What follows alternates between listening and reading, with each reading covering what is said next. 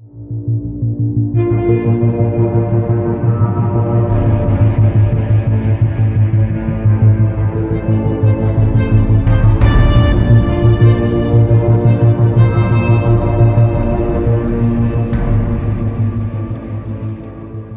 everyone. It's Doreen and Melissa. One of the frequently asked questions that we receive is about yoga. People who are newly converted to Christianity or who are back into Christianity want to make sure that everything they're doing is according to God's will and biblical. And that's exactly what we do want to make sure of. So yoga, just kind of an interesting background. I practiced it myself for over 20 years, and I didn't even know this, but the word yoga means union. And it's not just any kind of union, it's union with the infinite Brahman, the Hindu concept of God. It's union of yourself with this Hindu God. I'm reading now from gotquestions.org. This God is not a literal being, but it's an impersonal spiritual substance that is one with nature and the universe. This view is called pantheism, and it's the belief that God is in everything and that reality consists only of the universe and nature. Because everything is God, according to this view, the yoga philosophy makes no distinction between us, humans, and God. You can see already that it's opening yourself up. And as a side note that I have repented for, and I want to apologize if you were one of my students, I used to have a yoga teacher on staff of my classes that I did, my psychic development classes, and part of the requirement to get certified in these classes was you had to participate in these yoga classes that we offered as part of the class. And the reason is that yoga does open you up to receiving psychic impressions. And so that should be a red flag warning to Christians. Again, I've repented from that, but the point is that yoga makes you more sensitive and intuitive. And intuition is a gift from God. It's one of the spiritual gifts. In the book of Job, God says he's the author of intuition in some translations. In other translations, he says the inner wisdom. And so we have intuition. The question is, who's controlling your intuition? Is it from God or is it from the devil? And that's a really good point to make too, because I think a lot of people that don't believe in the devil would always think that anything in their tuition is to be trusted, and I never actually practiced yoga. I never was too much into the whole teachings and spiritual side of yoga. I always thought it was just an exercise. Honestly, even when I was in the New Age, I had no idea. I actually learned more about it being New Age after I left the New Age, actually more in the last 2 years. And I did not realize, and I think this is why a lot of Christians don't understand the issue that a lot of ex-New Agers have.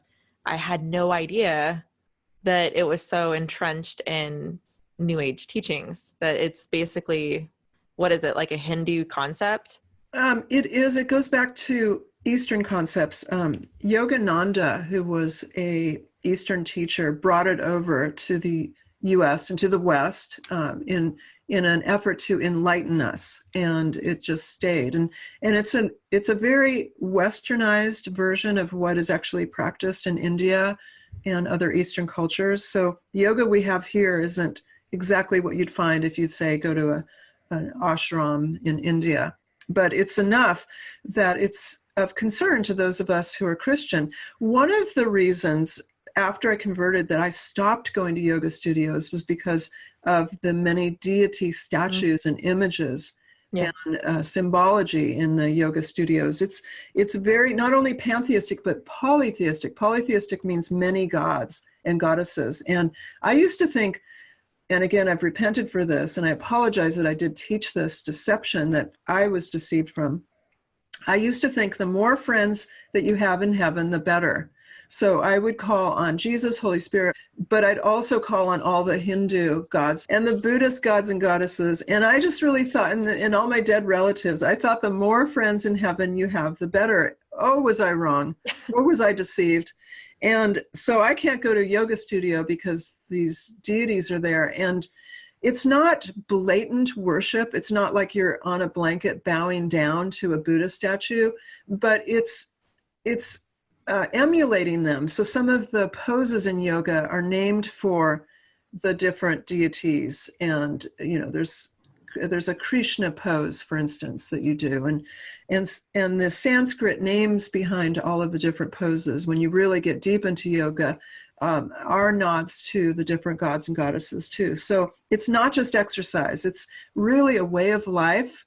It's a lifestyle that has a very spiritual component. But again, you have to ask, what spirit is it spiritually? Is there a way, do you think, that you could separate the exercises from the spirituality? Well, that's what the Holy Yoga movement is trying to do. The Holy Yoga movement is purported to be Christian yoga, and instead of saying the Sanskrit names that you do in Sanskrit's an ancient Eastern language that you would normally say during yoga. Most people have heard Namaste, for instance.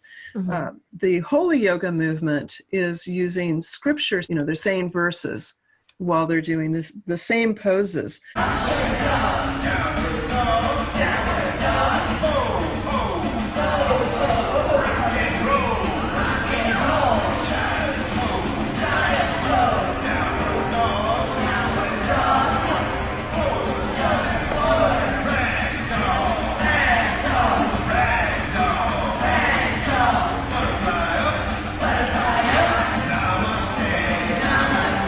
So let me read you what GotQuestions.org says about Holy Yoga. They said, Holy Yoga or Christian yoga is a movement that combines yoga with Christian practice. The origins of yoga are undoubtedly pagan. Back down, both sides of your left foot, come up back to your crescent. Bring your right knee to the mat, release the right top of the right foot, inhale, arms come overhead. Exhale, hands come back down. Come up to your hands, sorry. Woo! Ball down to the right foot, left foot comes to meet the right, flow through your chaturanga.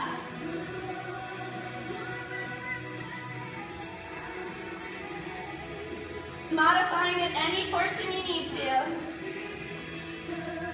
Inhale, look forward, walk or jump, top of the mat, forward fold, take an exhale.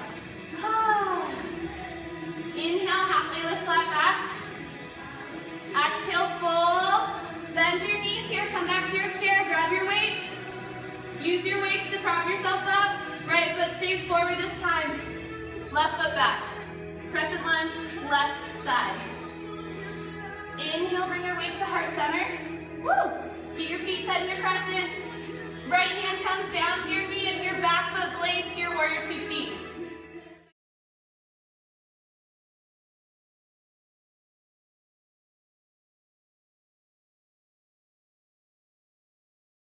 The question becomes, like you asked, Melissa, can yoga be transformed into something of spiritual value to Christians? It says yoga's focus on the self is inherently unbiblical, and it is very self-conscious. It's all about noticing everything about yourself. The Bible never tells us to focus on ourselves. Rather, we are to die to ourselves and follow Jesus. I know that's a shocking thought to someone who's still in the New Age. Stay with us because we've got more for this. Connection with God does not come through yogic meditation, concentration, or a dissociation of one's senses from oneself. Holy yoga advances the notion that breath control and the position of the body are somehow related to spiritual and mental health. There's nothing in the Bible to suggest this, though. Teachers of Holy Yoga promote the practice of meditation as understood in New Age and Eastern mysticism. So they use yogic methods such as visualization, controlled breathing, and chanting. So what do they say? Bottom line, yoga with its roots in Hinduism is a spiritually dangerous practice.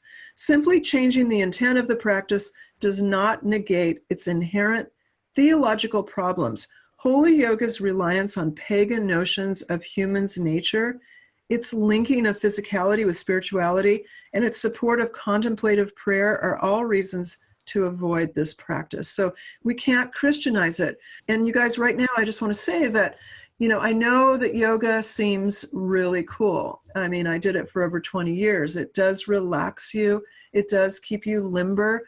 But check it out. There's another practice that does not have a spiritual component that also keeps you limber and can be toning, and it's called Pilates. It was invented by Joseph Pilates when he worked with people who were in these hospital beds, and he learned how they could exercise their bodies while being bedridden.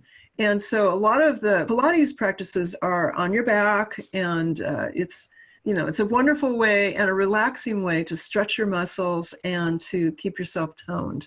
And not have to do any chanting.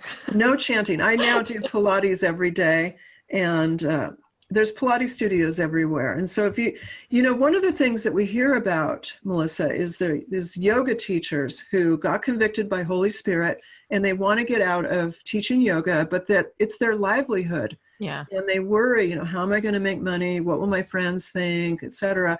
And this is what we see a lot with people who convert. You and I went through that when we converted. Mm-hmm. And Pilates instructors are a viable option for Christians. You could learn how to teach people how to use the Cadillac and the Reformer, and how you can coach them with the Pilates practices in a safe way. Hi, my name's Lily Hubbard, and this is my testimony. So I am an ex-New Ager. I used to be a practicing Hindu. I was a yoga teacher. I was involved in the occult. I dabbled in witchcraft, and I traveled the world seeking God, seeking truth and understanding in Eastern religion. I've been living in Thailand for the last 6.5 years, and my husband is Thai, and he was raised Buddhist. But 2.5 years ago, the truth found me, and the truth set me free, and I gave my life to Jesus Christ. And shortly after, my husband also gave his life to Jesus Christ, and we were baptized. And a few weeks after that, I found out I was pregnant, and God has blessed us in so many ways. And I have so much more peace than I ever had when I was a yoga teacher, a Hindu, and in the New Age.